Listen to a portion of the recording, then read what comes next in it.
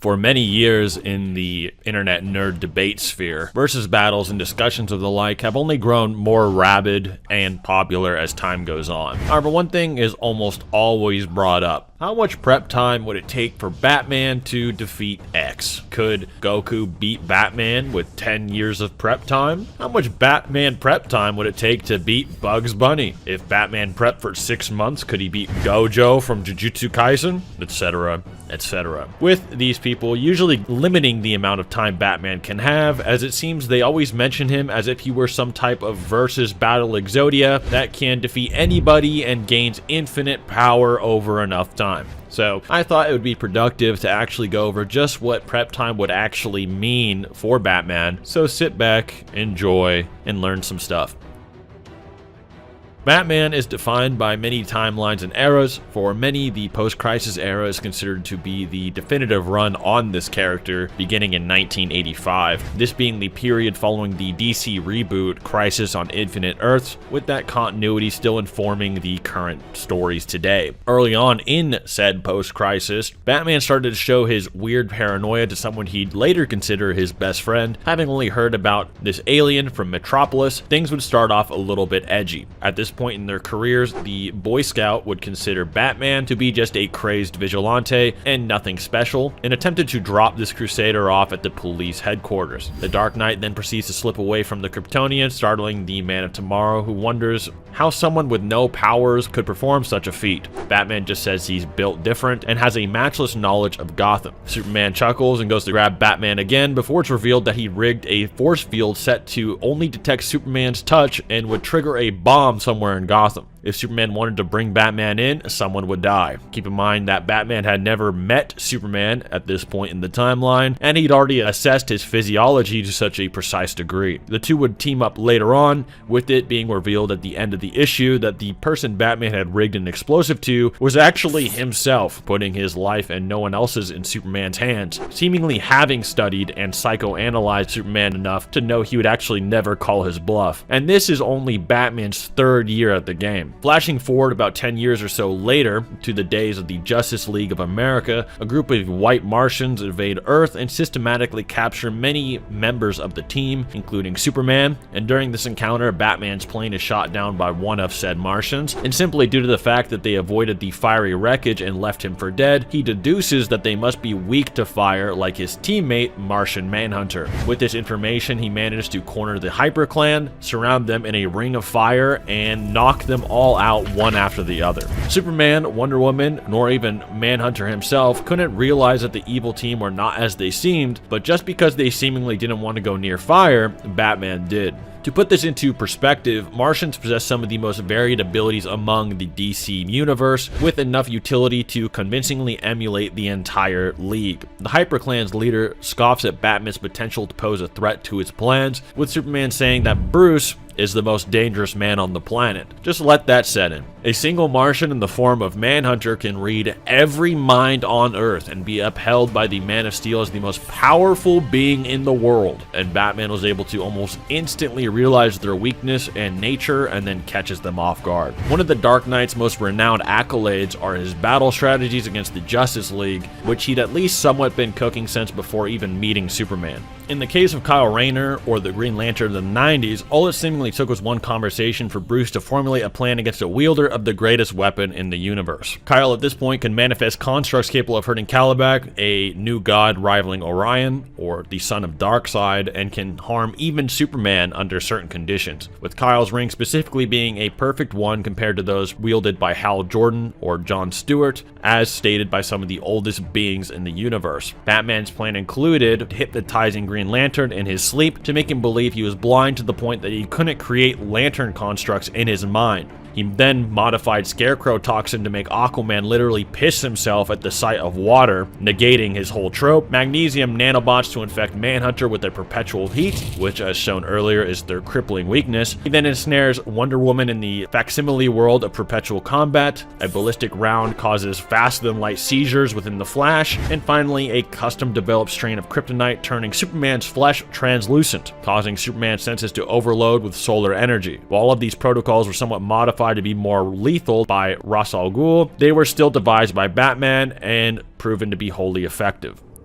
By 2011, DC underwent another pseudo-reboot, showing that the world's greatest detective can even develop all new counters to the heroes, given enough time. Not only did he create a suit to actually combat them himself, but when faced with Joker-possessed versions of said teammates, he systematically then gauntlets them one after the other. He managed to obtain a variant of Wonder Woman's own Lasso of Truth, one forged by Hephaestus, trapping Diana in an illusory world depicting her victory. Having developed processors just enough to account for a toxin-nerfed Flash, his Justice Buster managed to fire a frictionless coating where the speedster would attempt to charge him from, ending the fight before Bruce could even hope to perceive what happened. And then fires a moisture-absorbing adhesive, draining the water from Aquaman and one-shotting them both. He notes that he possesses weaknesses conceived for Hal Jordan and Cyborg, instead facing down the greatest hero of all time. He batters him under red sun projectors, notes he has shields to block heat vision and frost breath. Unfortunately, he didn't take into account Superman's new bloodlust though, and high above the clouds,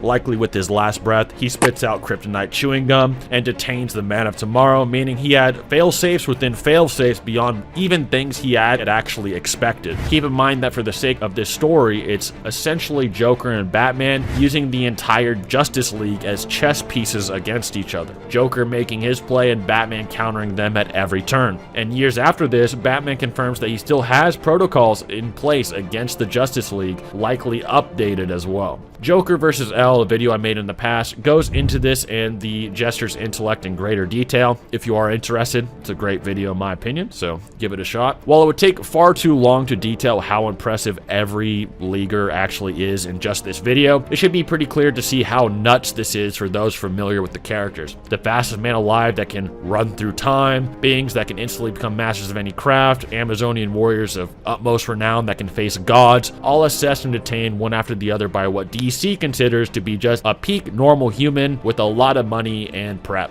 Batman has also proven that he alone can deal with threats, often pushing the entire league to the brink in physical combat. In case of beings such as Doomsday, Wayne boasts a Phantom Zone projector to banish this behemoth. The Phantom Zone is depicted as an endless and formless realm existing in between existence and non-existence. The Multiversity Guidebook states that this plane is also known as Hades, a timeless place where one's mind exists apart from their bodies to be inevitably broken. And Batman can apparently lug a projector around and blast whoever he wants, making this a boundless realm that Batman can teleport anybody bound by any concepts of space or time to any degree, even infinitely. Against Amazo, an android usually possessing all the powers of the entire league, Batman managed to outmaneuver and teleport away the android while all alone with it on the Justice League or the JLA watchtower. His rhetoric is also godly, managing to convince Kid Amazo, a junior version of Robot just detailed, and a weird evil Superman Batman Gogeta fusion into Minecrafting themselves. Famously seen in the Superman Batman and Apocalypse movie adapted from the canon comic arc, the Caped Crusader was able to rig multiple world-ending bombs to destroy all of Apocalypse,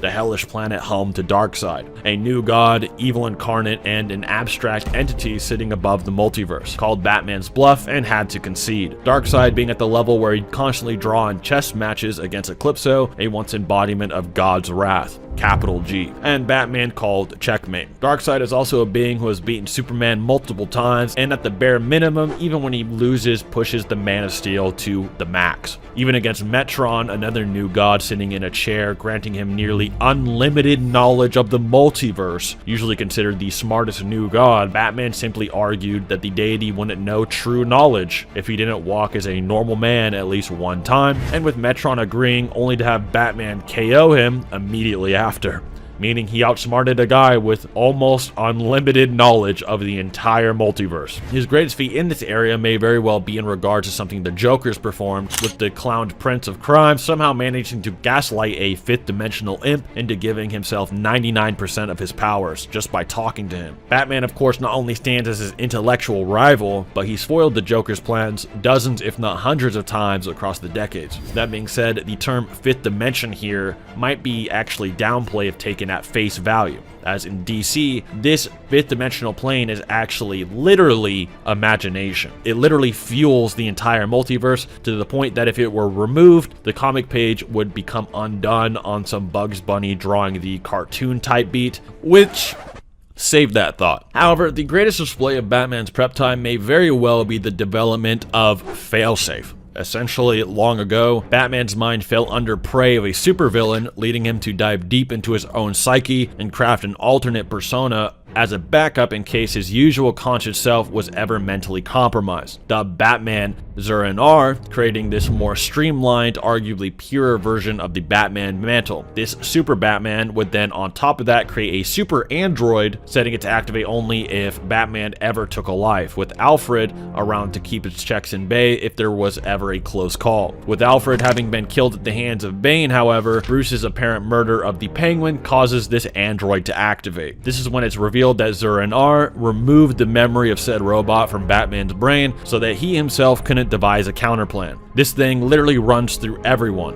Nightwing, Superman, the entire Bat family, the rest of the League, and even actually takes over Gotham for a time from Batman as he licks his wounds. After performing a similar display against Amazo, teleporting Failsafe away, Batman falls back to Earth unscathed like he's Master Chief from that Halo intro, and just when you think he's found a way that he can come back and whip something up like he always does, infecting Failsafe with an alternate program to maybe save himself, the robot BFRs Batman to another universe and considers it a mercy. So take everything thus detailed into consideration and know that Batman somehow developed a personality even more prepped out than that, who can build a team-wiping robot so advanced that it can even out-prep himself, who could already pretty much out-prep anything we've seen in the universe. And while this doesn't really reflect one-to-one back onto the main Batman, so I won't spend too much time on it, the Batman who laughs managed to conquer his entire reality, killing the entire Justice League, seemingly every hero on Earth, and even managed to subjugate or destroy cosmic entities, culminating in his acquisition of godlike power,